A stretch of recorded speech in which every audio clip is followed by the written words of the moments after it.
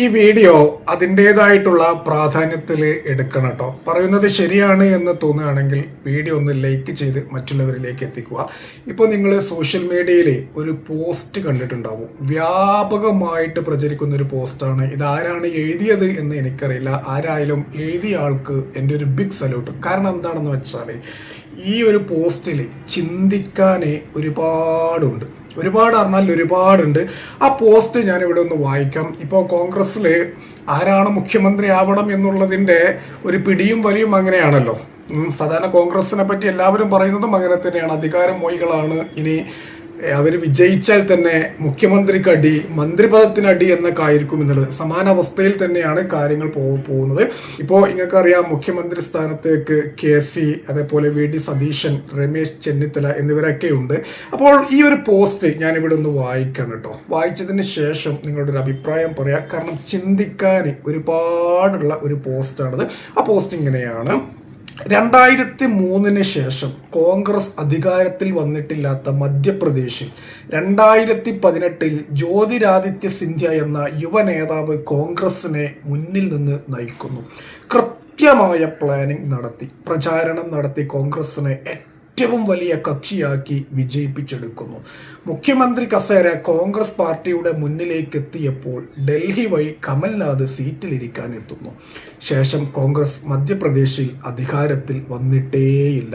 കഴിഞ്ഞ ലോക്സഭാ തെരഞ്ഞെടുപ്പിൽ മധ്യപ്രദേശിൽ നിന്നും കോൺഗ്രസിന് കിട്ടിയത് 0 സീറ്റ്. അന്ന് സിന്ധ്യക്ക് അർഹിച്ച സ്ഥാനം നൽകിയിരുന്നെങ്കിൽ ഇന്ന് രാഹുൽ ഗാന്ധി പ്രധാനമന്ത്രിയാവുമായിരുന്നു. അടുത്തത്, രാജസ്ഥാനിൽ 2018 തിരഞ്ഞെടുപ്പ് നടക്കുന്നു. സച്ചിൻ പൈലറ്റ് എന്ന യുവ നേതാവ് കാൽനട യാത്രകളായും സൈക്കിൾ റാലികളായും പാർട്ടിയെ മുന്നിൽ നിന്ന് നയിച്ചു BJPയിൽ നിന്ന് അധികാരം പിടിച്ചെടുക്കുന്നു. മുഖ്യമന്ത്രി കസേര മുന്നിൽ വന്നപ്പോഴേക്കും ഡൽഹി വഴി അശോക് ഗെഹ്ലോട്ട് സീറ്റിൽ ഇരിക്കാനെത്തുന്നു. ഇന്ന് രാജസ്ഥാൻ ഭരിക്കുന്നത് BJP ആണ്.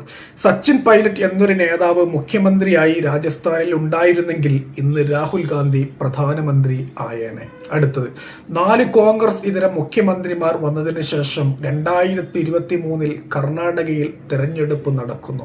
2020 KPCC പ്രസിഡന്റായി സ്ഥാനം ഏറ്റെടുത്ത DK ശിവകുമാർ എന്ന ക്രൗഡ് പുള്ളറും തന്ത്രജ്ഞനുമായ നേതാവ് മുന്നിൽ നിന്നും നയിച്ച് കോൺഗ്രസിനെ ഒറ്റക്ക് ഭൂരിപക്ഷം നേടിക്കൊടുക്കുന്നു. മുഖ്യമന്ത്രി കസേരയിൽ സിദ്ധരാമയ്യ വന്നിരിക്കുന്നു.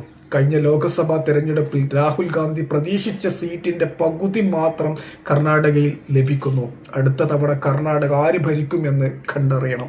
ഇനി അടുത്തത്, 2001 ശേഷം കേരളത്തിൽ 4 മന്ത്രിസഭകൾ വന്നു. 3 LDF, 1 കഷ്ടിച്ച് UDF. ചരിത്രത്തിൽ ആദ്യമായി LDFന് 2021 ഭരണ തുടർച്ച കൂടി കിട്ടിയതോടെ ഇനി തിരിച്ചു വരവില്ല എന്ന് തോന്നിപ്പിച്ച കോൺഗ്രസിനെ VD സതീശൻ എന്ന നേതാവ് വന്ന് മുന്നിൽ നിന്ന് നയിച്ചു തുടങ്ങുന്നു. എല്ലാ ഉപതെരഞ്ഞെടുപ്പുകളും, ലോക്സഭാ തെരഞ്ഞെടുപ്പും തദ്ദേശ തെരഞ്ഞെടുപ്പും വൻ ഭൂരിപക്ഷത്തിൽ കോൺഗ്രസിനെ വിജയിപ്പിച്ച സതീശൻ 100-ലധികം സീറ്റ് നേടി അധികാരത്തിൽ വരും എന്ന് പ്രഖ്യാപിക്കുന്നു. കോൺഗ്രസിനെ സതീശൻ മുന്നിൽ നിന്ന് നയിച്ചു. കോൺഗ്രസ് വിജയിച്ചു. ഇനി ചരിത്രം കണ്ടറിയണം. അടുത്ത തവണയും കൂടി UDF അധികാരത്തിൽ വന്നാലേ BJPയുടെ വഴികൾ അടയൂ.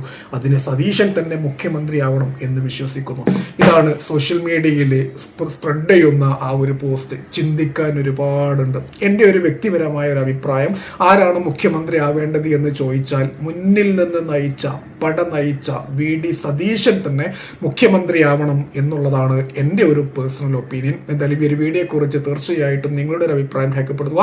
നിങ്ങളുടെ അറിവിൽ, അതായത് നിങ്ങളുടെ കാഴ്ചപ്പാടിൽ നിങ്ങൾക്ക് ആരാണ് മുഖ്യമന്ത്രിയായി കാണാൻ ഇഷ്ടം? VD സതീശനെയാണോ, അല്ലെങ്കിൽ KC വേണുഗോപാലിനെയാണോ, രമേശ് ചെന്നിത്തലയാണോ? തീർച്ചയായിട്ടും, അല്ലെങ്കിൽ ഇനി മറ്റു വേറെ ആരെങ്കിലും ആണോ? തീർച്ചയായിട്ടും നിങ്ങളുടെ അഭിപ്രായം ഒന്ന് കമന്റ് ബോക്സിൽ രേഖപ്പെടുത്തുക.